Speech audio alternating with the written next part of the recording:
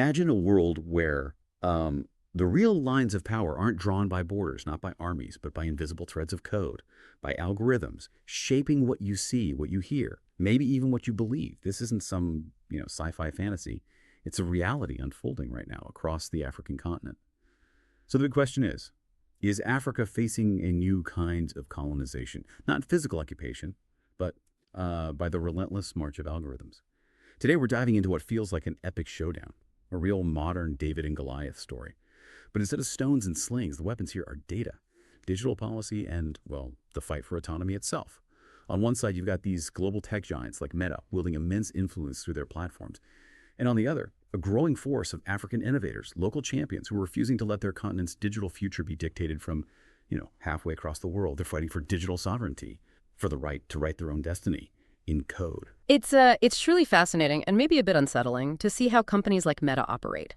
Their AI-curated news feeds, those hyper-targeted ads, even sophisticated facial recognition tools. They're profoundly influencing public opinion, shaping businesses, even swaying politics right across Africa. Every piece of content, every little snippet you see online becomes a thread in this digital web. And, in many ways, it does eerily echo historical colonial legacies. It's about shaping the continent's direction, maybe without a single border being redrawn, but by subtly controlling the flow of information, controlling access to digital spaces. It's a really powerful analogy. Can you maybe unpack that a bit more? How do these digital mechanisms like data extraction or, say, content moderation policies, how do they specifically resonate with those historical colonial patterns? What makes it more than just typical corporate influence? Well, yeah, certainly. If you think back, historically, colonial powers extracted resources, right? They imposed governance structures from afar, often with little regard for local contexts or, frankly, consent. Today, you see parallels. Vast amounts of African user data are extracted, processed by global platforms, often with very limited transparency about how it's used or even where it's stored.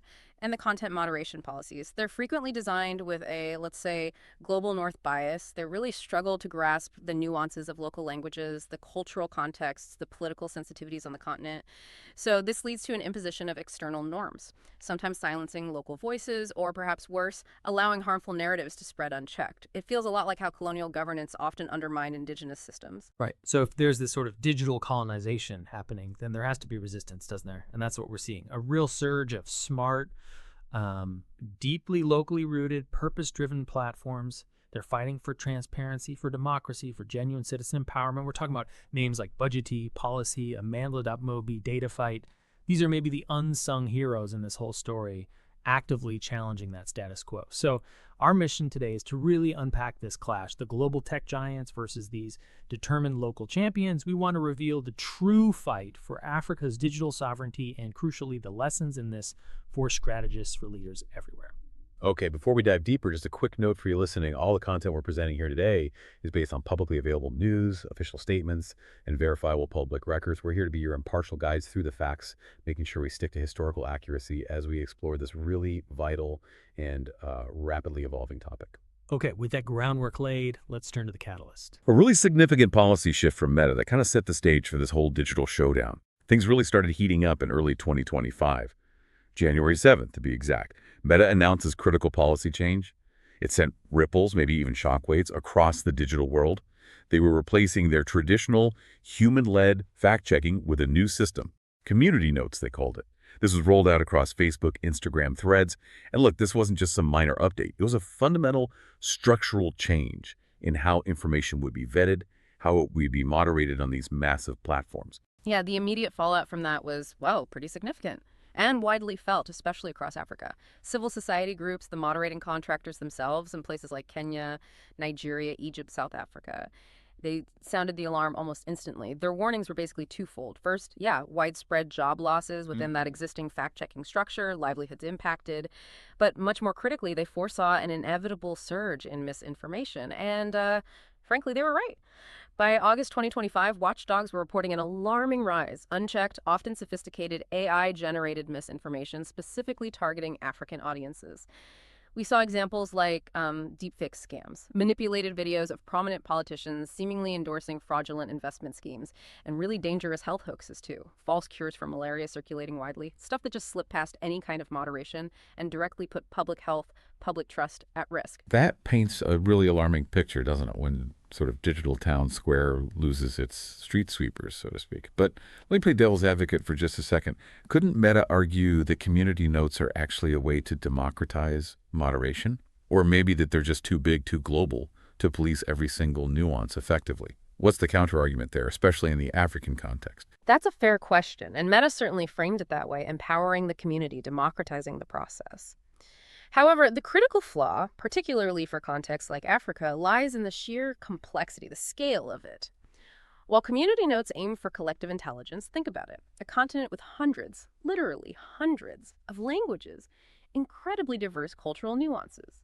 Relying solely on community input leaves massive gaps. It risks an overwhelming volume of harmful content just slipping through, because there often aren't enough local language speakers or culturally competent users online at any given moment to effectively counter sophisticated bad actors, especially those using AI.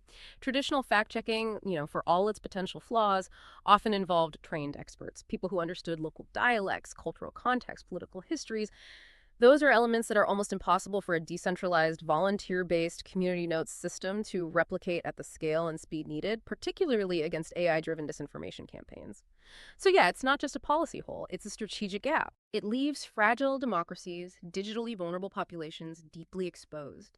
And it kind of reinforces that idea of digital governance being imposed from a distant HQ without real local understanding. Okay, so amidst these global policy shifts, there's this particularly high-stakes conflict brewing in Nigeria. That really brings this whole dynamic into sharp focus, doesn't it?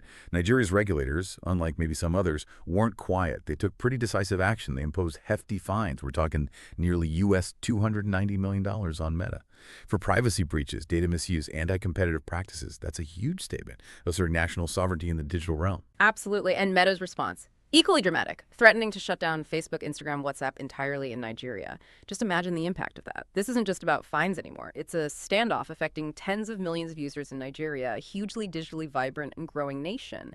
This signals a much larger, more profound battle for Africa's digital sovereignty. It really forces the question, who ultimately controls the digital public square within national borders? Can global platforms just dictate terms without accountability, without genuine engagement with local regulators? For Nigeria, this is clearly about national agency. It's about protecting its citizens in the face of immense corporate power. They're drawing a clear line in the sand against what some are calling digital neocolonialism. Okay, so on one side we have this immense, often top-down power of Meta and its global approach. And then on the other, we have these civic tech heroes, a direct, powerful contrast. These are the local champions, rooted in their communities, using localized, impact-driven approaches, fighting for their communities from the ground up, refusing to just be, well, data commodities. Let's shine a spotlight on one of them. Budget. Founded back in 2011 by Olusegun Onigbind and Joseph Agunbiad. They started with a simple but honestly profound mission: to demystify Nigeria's often opaque public finances, making government budgets understandable to the everyday citizen. Think about the power in that alone. Today, their flagship app, Traka, lets citizens monitor local projects, everything from road construction to healthcare clinics across all 774 local government areas in Nigeria. I mean, just trying to track 774 areas yourself would be a full-time job for a small army, let alone doing it through a single app. And they haven't stopped innovating. In 2025, they unveiled an AI-powered platform at the Digital Rights and Inclusion Forum in Lusaka, aimed at reshaping civic engagement through real-time fiscal analysis. This isn't just about transparency anymore. It's a profound demonstration how hyperlocal data and citizen-led monitoring can actually redefine accountability. It's like a blueprint for direct democratic oversight, even in these vast, complex systems. And what's really fascinating is the specialized, actionable focus of these local initiatives. Take DataFight, launched in 2019 in Abuja. By 2022, their Enfani platform was doing something really clever. It was linking procurement data, all the details on government purchases, contracts with beneficial ownership information. That reveals the true ultimate owners behind shell companies, behind opaque business structures. Suddenly, you have this powerful tool to fight corruption, to unmask hidden interests. And their newest tool, Goloka, launched in 2024, is empowering data collection on the impacts of green mining. In Nigeria, Ghana, the DRC, Mozambique, This isn't just abstract data points, it's about giving communities the tools to monitor environmental damage, resource exploitation directly. It's funded by USAID, expanding analytics and transparency, addressing critical environmental and economic issues right at the local level, making sure resource extraction doesn't just happen at the expense of local communities. Then there's Amanla.Mobi in South Africa, founded by Koketso Moiti. They've truly mastered mobilizing communities, but not necessarily with flashy apps. They use ubiquitous, really accessible tools like SMS and WhatsApp. By late 2019, they had something like 300,000 users. Incredible reach. And their impact isn't just digital noise. Their organizing campaigns have led to actual national policy changes. For example, through relentless advocacy, community pressure, their campaigns helped bring about a crucial TV transition subsidy for low-income citizens, making sure vulnerable households weren't left behind in the switch to digital broadcasting. That shows direct, tangible change born from digital grassroots activism. It proves that local platforms can absolutely drive national impact. And we shouldn't overlook Citizens Gavel either. It actually spun out of Budgetee's own incubator, the Civic Hive. They are, quite literally, digitizing justice in Nigeria. Imagine this. Victims of abuse can connect via an app to pro bono lawyers in real time. That fundamentally transforms how police and court actions can operate. It provides an immediate path for legal help that was just inaccessible to so many people before. It's such a powerful example of how tech can bridge that access to justice gap, an area often riddled with systemic challenges, corruption. It's an essential lifeline for the most vulnerable. These aren't just tech companies, are they? They feel more like movements, driven by this profound sense of purpose. Like Oluwatosin Iseni from Budgetee powerfully put it, our AI tools aren't just dashboards, they're power restored to citizens, tracking budgets, demanding accountability. That quote, I think, really captures the spirit of this resistance, moving beyond just displaying data to enabling active, empowered participation. And if we broaden the view a bit, we see Africa's entire civic tech ecosystem is surging. It's not just isolated pockets of innovation. The African Union Civic Tech Fund, for instance, selected 15 finalists in mid-2024. They provided 15,000 grants to help scale up citizen engagement projects across different regions. This signals it's becoming a continental movement, growing in sophistication, growing in reach. There's a recognition of the collective power of these local initiatives. And it's deeply collaborative, too. Look at West Africa Civic Hive's 2025 report and their hackathon in Lagos, backed by the National Endowment for Democracy. That event specifically spotlighted civic tech's crucial role, especially amid democratic backsliding in the region. And it actively sparked cross-border innovation. You also have platforms like the African Civic Tech Atlas, the Civic Tech Innovation Network. They're tirelessly mapping who's doing what, convening people across the continent, enabling collaboration visibility. This whole ecosystem is deepening citizen participation, using digital innovation to bridge critical governance gaps, and forging solidarity among innovators who are often facing very similar challenges. Right. And this burgeoning local ecosystem, with all its energy and collaboration, brings us right back to that larger struggle, the regulatory, the geopolitical one. Meta's retreat from robust moderation, Nigeria's defiance against its dominance. It all underscores this fundamental, almost existential question for the continent.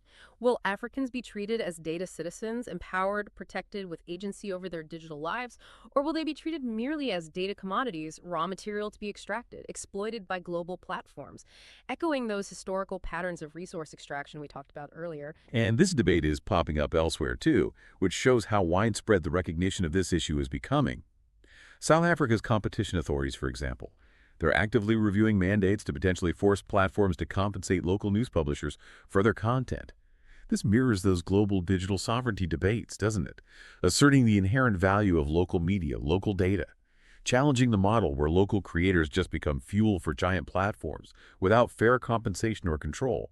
It's about recognizing the economic and cultural value of, well, indigenous digital assets. But amidst all these challenges, there is a significant ray of hope. It's emerging from academia, from policy circles. There's an alignment behind African AI safety and governance. There was a paper published, I think it was August 12th, 2025, proposing this comprehensive 5-point plan. First, centering human rights in all AI development. Second, establishing an independent African AI Safety Institute for research, setting standards. Third, promoting public AI literacy across all demographics. Fourth, developing early warning systems, specifically in African languages. That means platforms capable of detecting misinformation or crises in languages like Swahili, Hausa, Yoruba, often overlooked by global English-centric models. And finally, forming an AU AI safety forum to foster continental dialogue and unified policy. This is about building the intellectual, the structural foundations for a safer, more equitable digital future from within the continent itself. So wrapping this all up, what does it mean for us, for you listening? In this unfolding war over narratives, data, digital power, Africa's civic technologists are clearly far from passive players. They are actively refusing to be colonized by code. They are writing their own digital destiny. One innovative platform, one mobilized community, one transparency tool at a time. This isn't just a story about technology. It's really about agency, about resilience, about the relentless pursuit of self-determination in this digital age. It's about a continent claiming its rightful place, its voice in the global digital landscape. And that really raises an important question for you, our listener.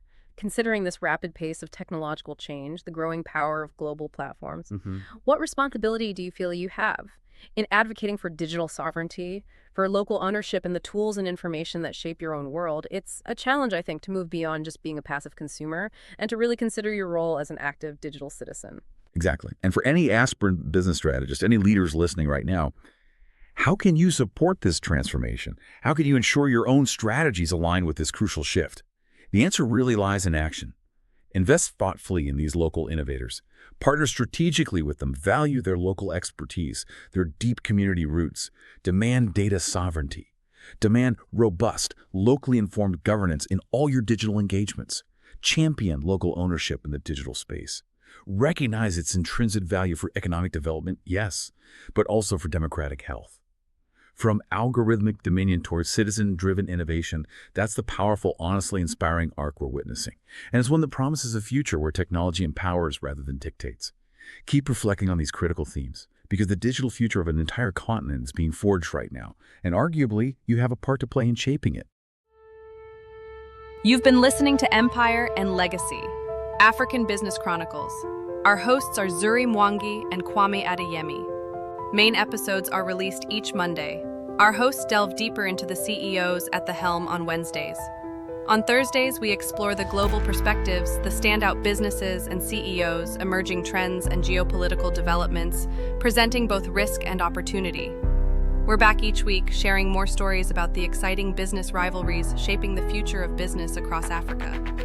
Empire and Legacy is essential listening for business professionals and leaders. Be sure to subscribe to be the first to know when new episodes are released. Until next time.